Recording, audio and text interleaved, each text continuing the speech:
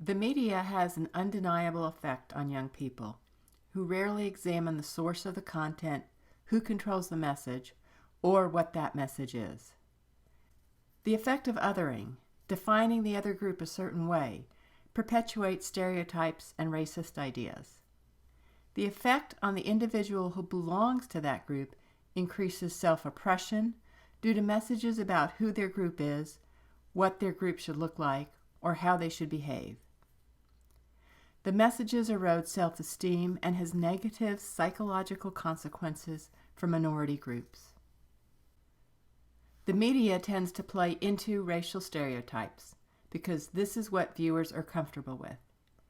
Images support those stereotypes, but are also supported by the storylines and the words that are used to describe the events. Stereotypes tend to be overly simplistic versions which have little bearing with the realities of any specific individual. Think in terms of the words used in the photos shown in the textbook Race and Ethnicity for the two different images of the people after Hurricane Katrina.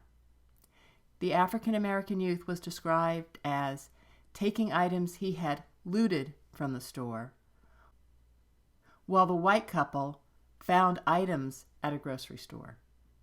The use of words as well as images has profound effects on how we think about a story. The cast of Jersey Shore was criticized for promoting the stereotypes associated with what's known as Guido culture. This is a slang term often used with derogatory intonations for a working-class, urban Italian American, usually with an association with overly macho mannerisms. Islamophobia has been on the rise since 9/11. How the media portrays this conflict can fuel additional fears and anger. Representation in news accounts of Muslims as terrorists increases general public anxiety. Your author of the text, Mona Scott, challenges you to think about the media that you've encountered in the past 24 hours. How often did you see a minority race presented? If you did, what kind of depiction was it? What was their role in the story? Compared to how often you saw a white person depicted, how frequent was a minority presented? The reality is, unless you were dialed into a medium that specifically wanted to present a minority group, that minority was probably underrepresented in the media. In general, minority characters are usually underrepresented, and the main white character will have little interaction with people of color. When blacks are represented in TV during prime time, they tend to be represented as professionals or upper-level management, which is not a reflection of the real world. In addition to that, most TV commercials depict whites. When interracial couples have been presented in recent years, it has created a firestorm of controversy, such as the Cheerios commercial.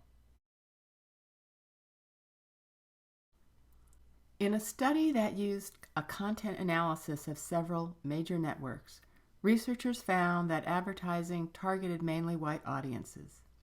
Most commercials have all white casts, with a much smaller proportion of all black casts. White consumers are being targeted far more than black consumers. Advertisers fear that if they have an all-black cast in their commercials, that their products will not appeal to the white majority. Researchers also found a lack of intimate interracial contact in commercials in both the white and the black targeted commercials on various networks. Again, the concern is that, like the Cheerios commercial, that this would create controversy and the targeted consumer would be less likely to buy the product. When I refer to racial requirements in casting, I'm speaking about the roles that have specific requirements for race. The author has a specific role in mind and associates that role with a specific race. Once race and a specific role are associated, this then limits the kind of role a specific minority actor can play. Because white characters are the most often depicted character, there are many more roles for whites to play. This is what is referred to as racial capital, meaning that this group has the most amount of leverage than any other racial group and has less constraints on what opportunities are available to them. Hollywood is also known for its diversity recycling, meaning that it tends to use the same actors over and over for the same racial minority roles. Again, this leads to limited opportunity for aspiring minority actors. On a more positive note, there are films that have challenged these stereotypes. Many of them are independent films, which were not supported by the main film studios. And now Hollywood is getting more invested in depicting minority characters in roles that are not stereotypical. In 2017, the films like Hidden Figures and Coco were big hits. The film Get Out explored subtle and internal racism that is pervasive in white America, using a horror and comedy genre and being a big success. Get Out brought in $253 million gross sales, which was 50 times its $5 million production budget. Get Out proved, with its sheer numbers, that non-white actors could lead lucrative, widely appealing movies.